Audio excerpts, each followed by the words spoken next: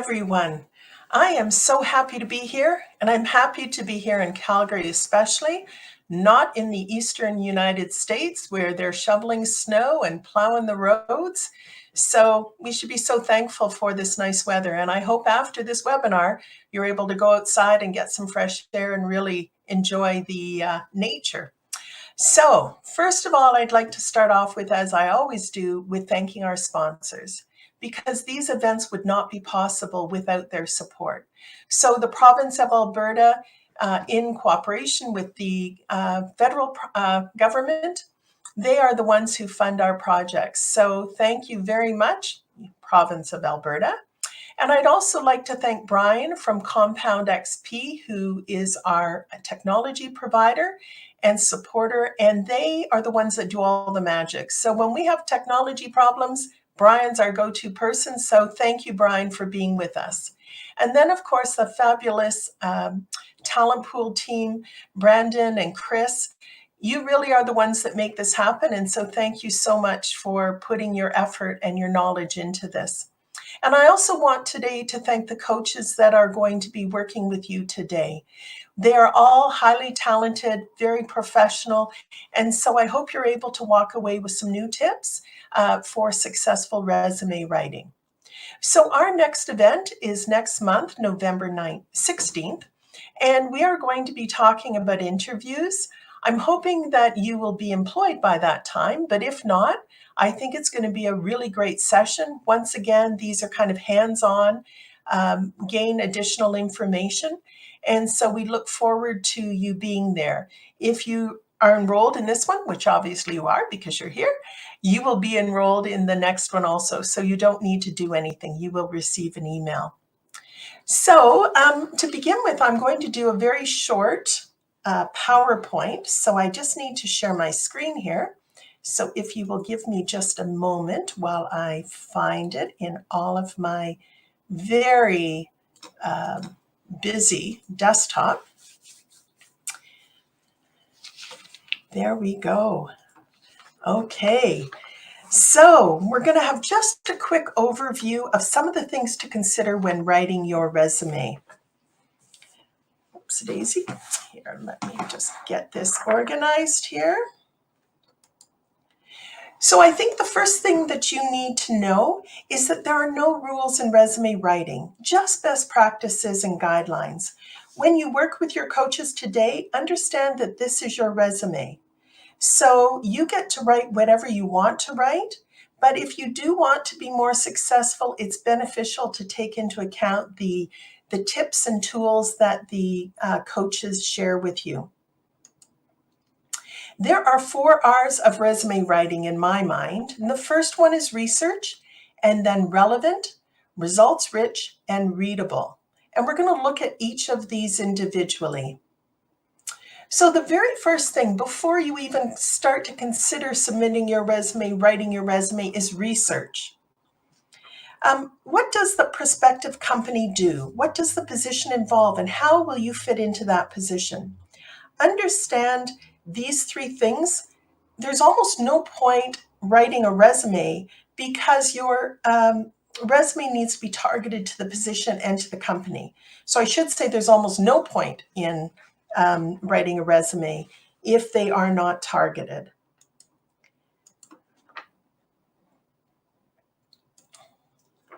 So the next is relevant. What does this mean? It means the content must be connected to what the employer needs.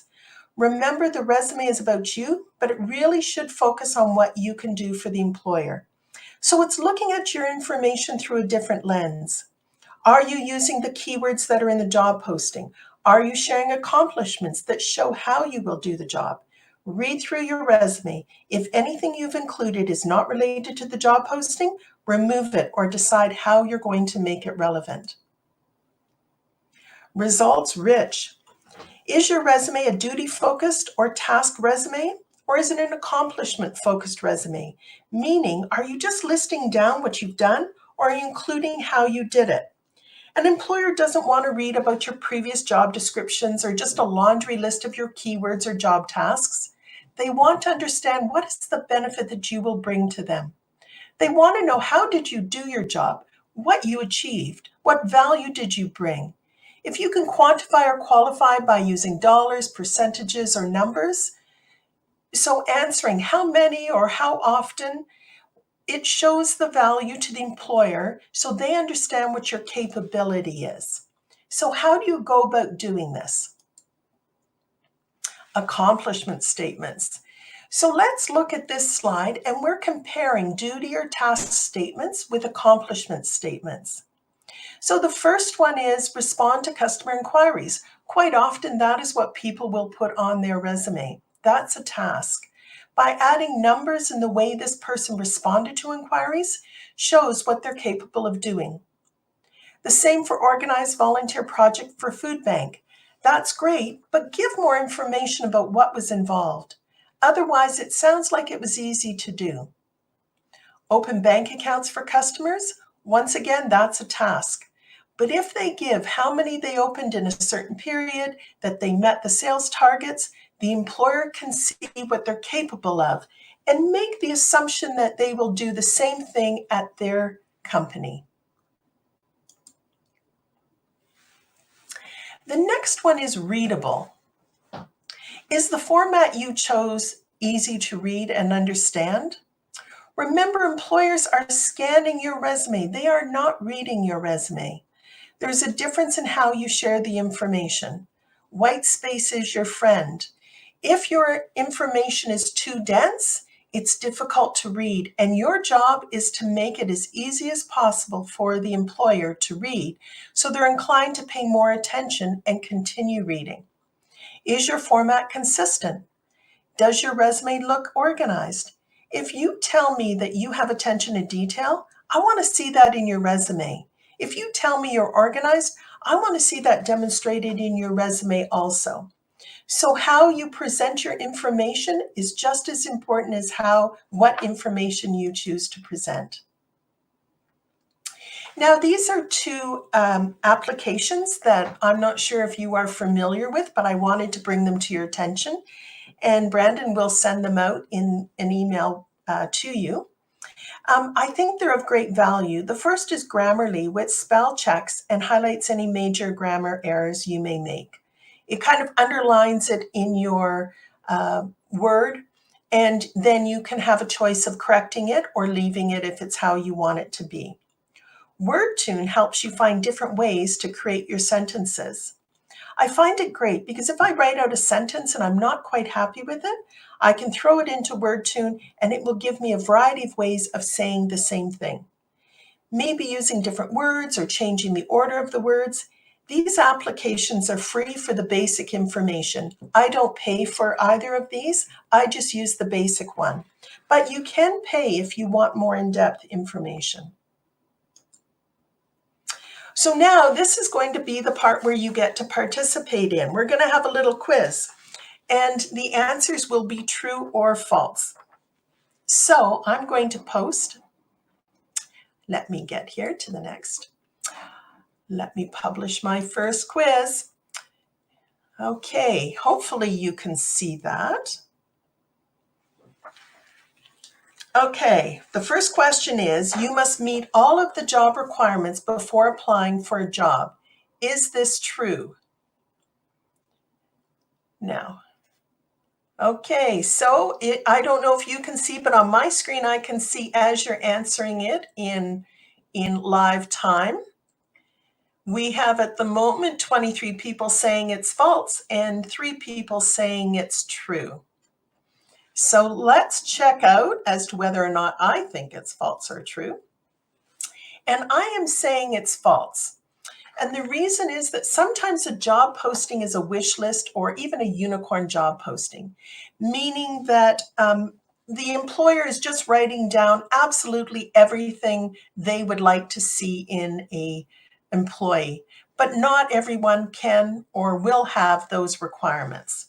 So it's interesting, there was a stat that said men will apply for jobs with 30% of the skills, and women won't apply until they have 90% of the skills. So I think we should meet in the middle and say if you have 60% of your skills, then you are able to apply. And you're going to focus on what you have rather than focus on what you don't have. Okay, so we've got that. I'm going to close this poll. Okay, so next slide is, it doesn't matter how you save your resume. Is this true or false? I'm going to publish it.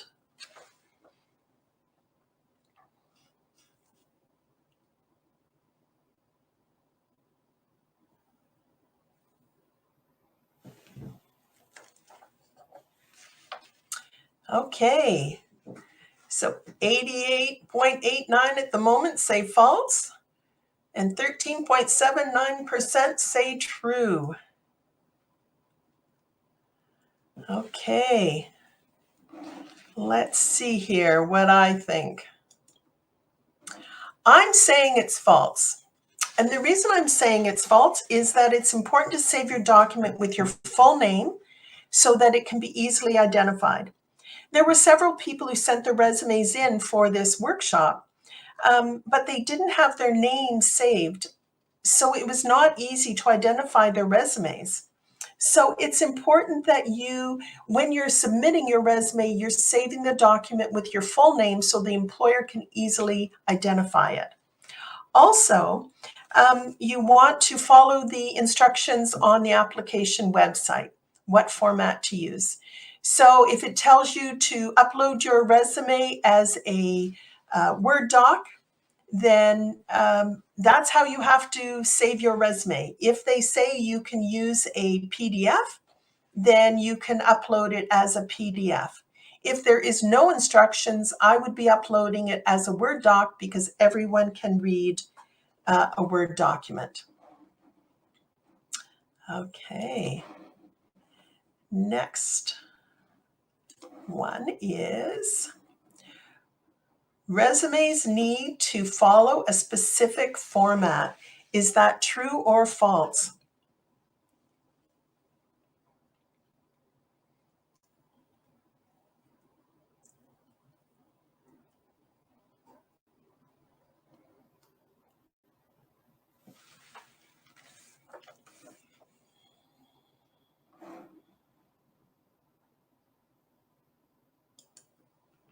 I have false. But in looking at how many people are saying true, I'm actually going to say false and true. So the thing is, there's no set format that works for all job seekers. If you've been in the same job forever, you probably want to use a chronological. If you're a career changer, you might want to use a hybrid or a combination. But it does depend on your experience and what you're trying to highlight. But the true part is, as I'm rethinking this, is that there is a format that you do want to follow in terms of your contact information should be at the top. And you need to follow down how you present your information so it's easy to read. You don't want to have the information all jumbled or mixed up in the format so that the employer has to actually work for it. Now, there could be some great discussions in the breakout rooms as to whether or not I am correct. Now, the employer, let me see here, I need to find this one. There we go. Information should not be placed in the header or footer. And I've given you an example of what this looks like in case, quite often we don't necessarily know what things are called. So what do you think? True or false?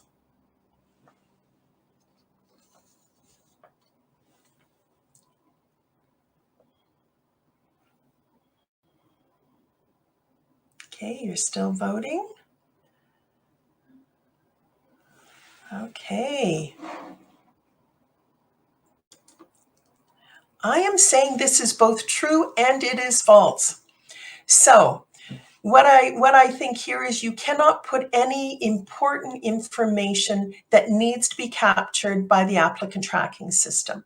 So for instance, your contact information, any information that is really important that goes into a system for the employer to retrieve.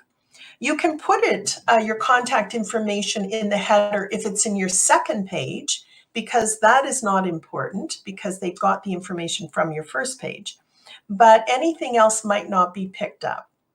You can also use the header as a way to add information that may not be important.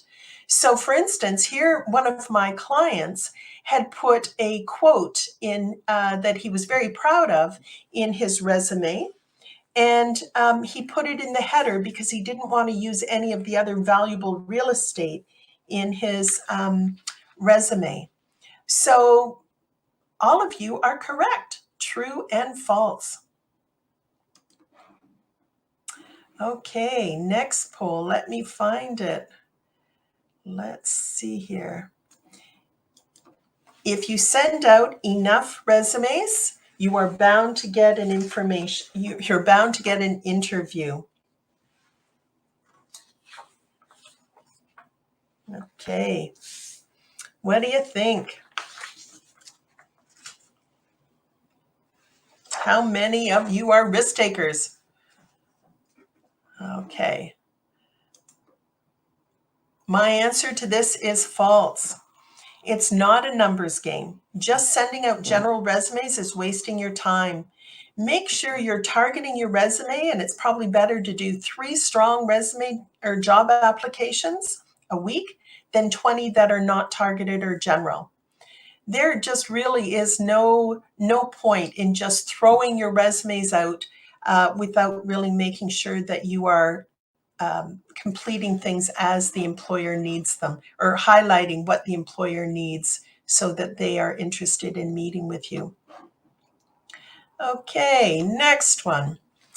Applicant tracking systems automatically screen resumes and make reject decisions on candidates. Is this true or false? Let me get this one published. There we go.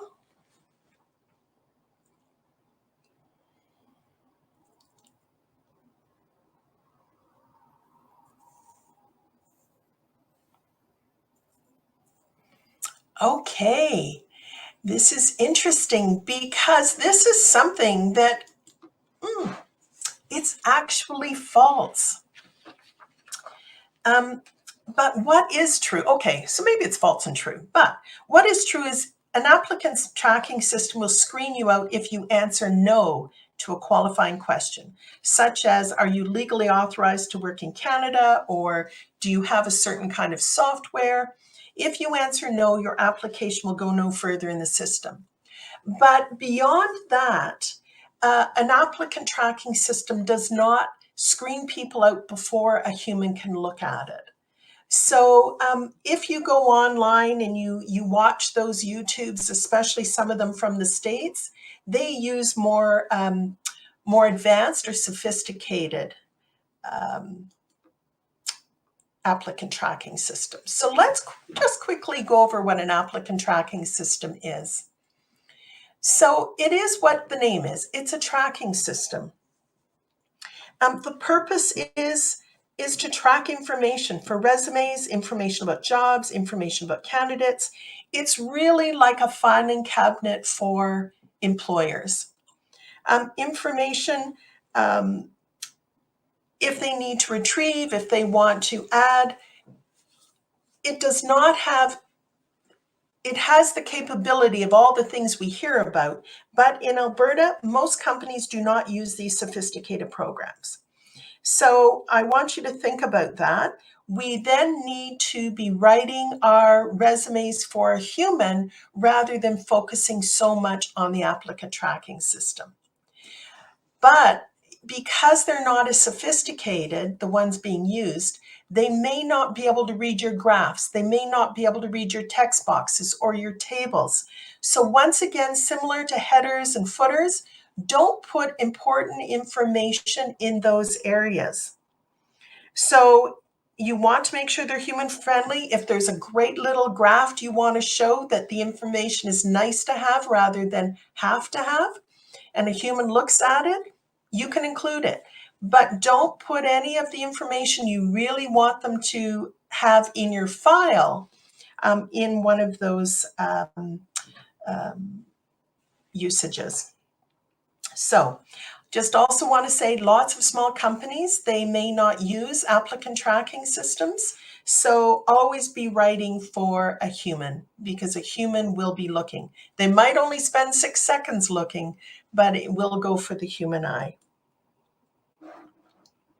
Okay, where's my next poll? Here we go. Contact information should not include a home address. Is this true or false? Okay, the votes are coming in. It's even. Getting a little uneven now.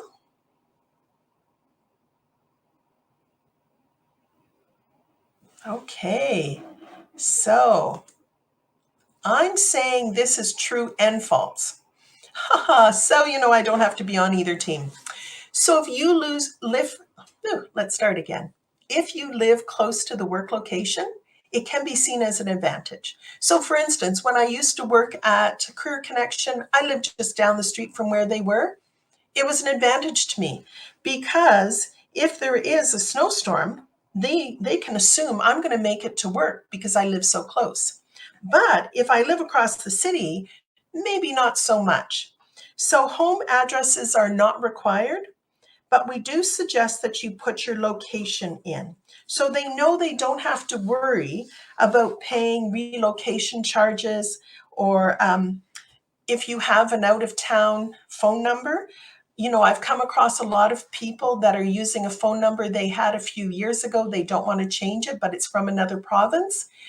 Put where you are so they know once again that you are physically in this location.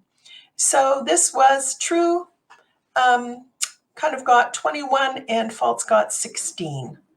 Okay. So let's go to the next slide. Keyword stuffing is a great way to beat the ATS. We always hear about this. How do we beat the ATS? There, the poll is up.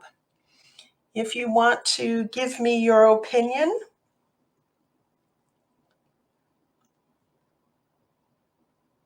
Ooh, it's even Steven, 50-50. Oh, a little bit more for true.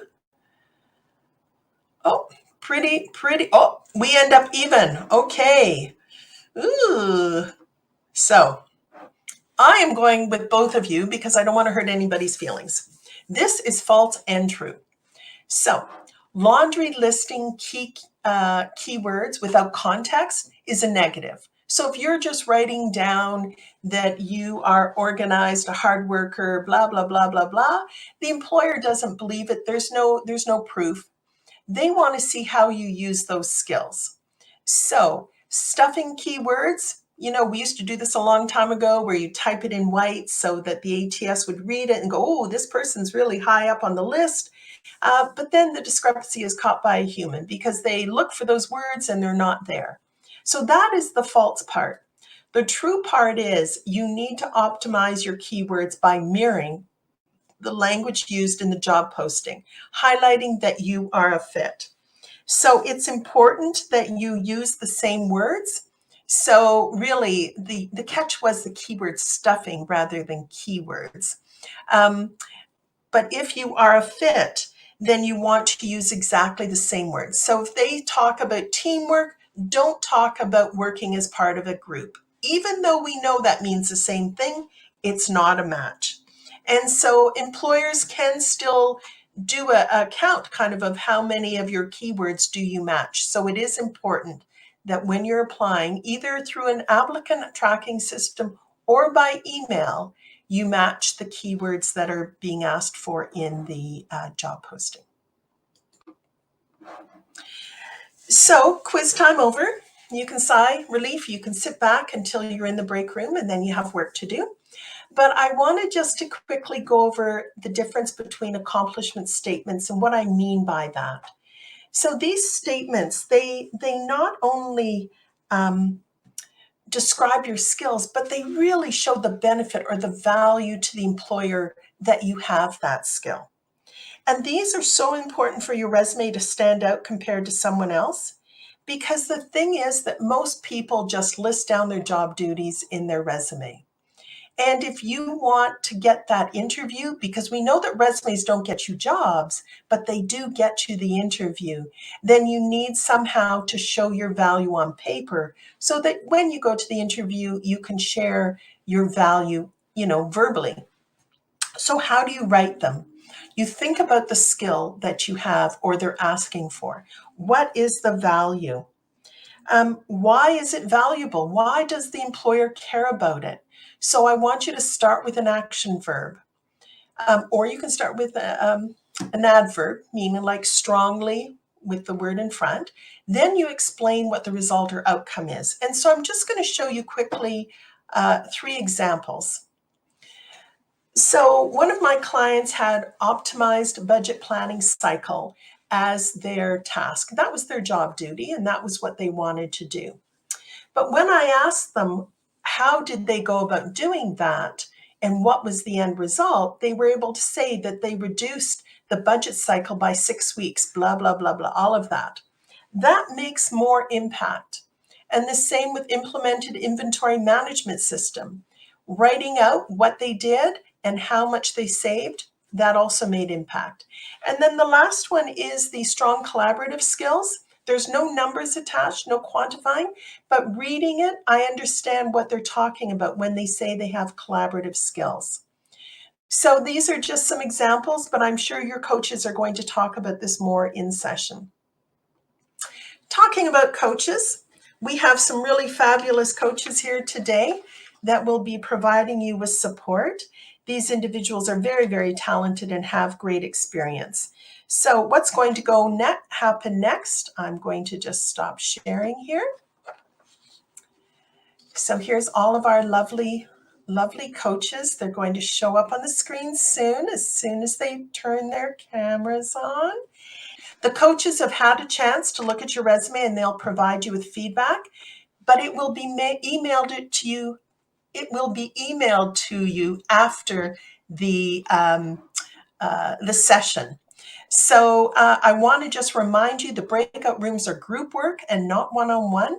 The coaches can answer any questions. You can have a discussion. Was I wrong? And when I said what was true, what was false? They can help you out with all of that. They will highlight also what someone has done well on their resume and maybe what some improvements might be. So take this all in and excuse me, I hope you enjoy the experience. So once again, it's group work, not individual one-on-one, and I hope you do pick up some tips. So off you go. I hope you have fun, and we'll see you back here when everybody's done. So thank you, coaches. The way I'd like to end today's session, which, we hadn't really planned, but I would like to ask each of the coaches, what is one idea that kind of came up in the session you had that you feel everybody should know about? What's kind of one piece of advice? So if we can start, I don't know how you guys want to do this. Can you see the screen? If we start at the bottom, Charlotte, your camera is off and you're on mute. I don't know if you can take care of that. Yeah. But maybe we will start with you because you're on. What's one piece of advice? So I found Bloom's digital taxonomy verbs. So it has 6 columns of probably more than 100 verbs, and they're really targeted to kind of business or professional resumes. So that's one thing I shared with the people, even though I couldn't share my screen at all. And there's something else. What was that called again, Charlotte? Sure. Blooms? Sure. It's called Bloom, like a flower. Blooms. Apostrophe S. BLOOM. Apostrophe S. Digital. DIGITAL. Taxonomy. TAXONOMY. Verbs. And when you get to that website, you scroll down. It's not at the top of the web page. It's scroll down, and you'll see 6 colored columns with just tons of really great verbs. And I think that should help the job seekers a lot. Because it's Thank like, you. what else can I say other than worked, you know, Yes, or did something? right. Because So also yeah. the source doesn't always give us the right one. Great. Thank you. Mm-hmm. Great tip. Yeah, thank you. Diane. I think the most in our conversation that came up was how to use the skills, and more focusing on that because they're very distinct in the job that they want. And then to your point, Glenn, earlier where you're saying, not the laundry lifting and stuff, but really focus on what they can do with the employer. They do that throughout the whole resume and it'll work. And it seems most of the resumes here, they put all the skills at the second page or third page of the resume. Mm-hmm. So is it don't make an employer go look all the way down to the bottom. Let's Mm-hmm. keep Because that they won't. information right up top. Yeah, because they won't. I think that Excellent. was the Really biggest thing. We had good resumes here, and it's just a matter of moving that information around to make it readable. excellent. So it's like real estate, location matters. Mm-hmm. Yes. Okay, Mm-hmm. thank you. Absolutely. If you want Yeah. people to find you, be upfront. Elaine? So we talked a little bit about filling gaps years in our resume, and that it's important to address those. When we look at our career encompasses, all different aspects of our life. And so addressing that, so with terms like at-home parent, caregiver, educational sabbatical, relocation leave. So just addressing it, because a gap raises more questions and can be a red flag. Totally. Thank you. Thank you. Kamal? We had the most interesting conversation, and it was about using numbers into their resume because they find it most difficult. So, the most important tip would be go back to your work experience and see how you added value. So, how you help them save some money, some operational costs, and if you have signed any NDAs, then maybe you can use some percentages and try including numbers into your resume because they would provide context to your role and your accountabilities, and you would stand out compared to other candidates. Thank you. Excellent. Okay, Danielle.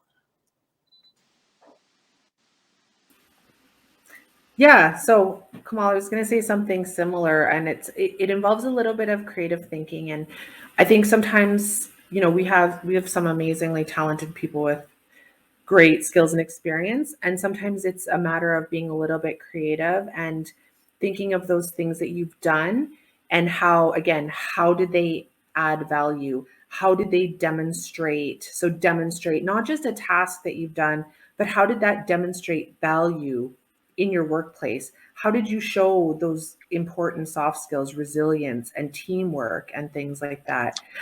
So that goes to what you're saying. And then also just to make sure that it's very clear to the reader what you're looking for and what you want to do, because if that's not clear to the hiring manager or the recruiter, it'll be more likely passed over because it looks like there was just a whole bunch of resumes throwing out. So be very specific in your intentions. Great points. Really, this whole value idea is that every single job brings value to an employer because they're not hiring people because they're nice people, right? You're either saving them money, you're making them money, or you're saving them time, depending on what you're doing. So thank you. Heather. Thank you. So I have a few things. So one that came up was LinkedIn. So if you have a LinkedIn profile, make sure that's in your contact information, your personalized URL, because there's so much more information that an employer can find out about you through LinkedIn. We also talked about headlines versus objectives. And we also talked about the importance of consistency. So especially if you're claiming that you pay attention to detail, you want to make sure that your punctuation, for example, if you choose to put periods at the end of bullets, that all of your bullets have periods, spacing, font size in terms of section titles, things like that. So that was some of our discussion.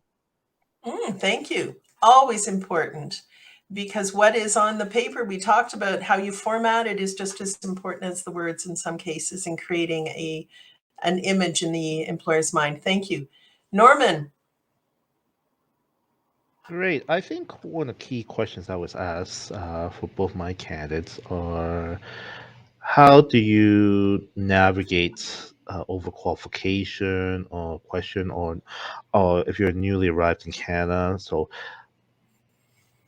one is obviously is about how is about push is about how do you it's about navigating put stuff that's interesting, but ultimately I think one missing piece as much as this workshop is on resume writing, um, where I've always tell people is as a recruiter, um, resume from my recruiter perspective is just name on a piece of paper. That's all it really is. I have no emotional attachment to any candidates. I know all the people here put their heart and soul and emotion into each of their resume. As a recruiter, I have very little emotional attachment. Call me psychopath if you like. So the goal here is for a lot of people is that networking piece is that you want to be more than a name on a piece of paper. Because when you become more than a name on a piece of paper, people understand your stories. People start to because again, recruitment is full with biases and stereotypes. It's a very subjective measure. Uh, you want to be able to go beyond that and eliminate that, or Right. reduce, maybe never eliminate, but Right. reduce the subjectiveness, reduce the biases, and the best way to do it is be more than a name on a piece of paper. Right. Create connections. Thank you, Norman. Okay, and last but not least, Svetlana. Thank you, Lynn, and wonderful comments. I have to say that in our group, we tried, and this 1 hour just flew by so quickly. We tried to do so many different things. We talked about the resumes. We tried to talk about LinkedIn. We tried to talk about volunteering. So a little bit of everything to kind of fill in into this hour. And wonderful points. Elaine, sorry, thank you very much for highlighting the point of the gap on the resume, because we have a great discussion on that as well. And I cannot agree more how important it is to actually address the gap. And we can definitely find the ways to address it in a professional way. Another very kind of focused topic in our discussion was the transferable skills. And you know how people come from so many different countries, from so many different places, either transitioning from one country to another or from one industry to a different industry. And we might think, well, I have to start from scratch. I have nothing to offer. I have no experience, which is a misconception. There is so many transferable skills, and we can and should find the ways to highlight those on our resumes, even if the job title doesn't make any sense. It sounds like something completely different, but through transferable skills, this is the opportunity to shine. And another very important point that we touched on is strategic volunteering. What a difference strategic volunteering could make, especially when we get into the new country, new industry, or having some gaps on the resume. Volunteering itself is a wonderful thing to have on the resume that shows a lot about ourselves as people. But if it's strategic volunteering, it's just win-win situation. So yes, lots of, I can keep talking, but lots of wonderful things discussed. Well, thank you. I truly appreciate all of your expertise that you are bringing to to this workshop.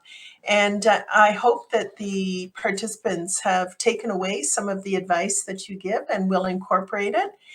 And a reminder to everyone, we are back in November and we're going to talk about interview skills. And so with that, you don't need to register because you will receive an email that indicates that you are registered already because you've come today. And hopefully you will get your questions answered. We'll talk about virtual interviews. We'll talk about face-to-face. A survey will be emailed to you after this session. And so we do invite you to fill it out, and know that there will be a random draw for a gift certificate. So it will make it worth your time. And as I close every event, we once again have to thank the Government of Alberta as our sponsor, and also Compound XP. Brian, we've had a few tiny little glitches, but that is the way the world works. Everything we do, there are sometimes little glitches. So thank you very much for your patience if you were affected by any of this. And once again, Talent Pool, Brandon has done an exceptional job of gathering your resumes, sending them out to the coaches, getting things organized for us.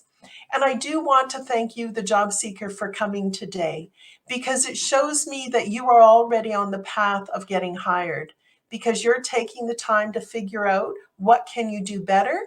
And that is always a great sign. So I hope you have a good day. Wonderful weather for us here. So as I suggested, everybody should go out and have a walk, get some fresh air, and we'll see you in November. So take care. Bye, everyone.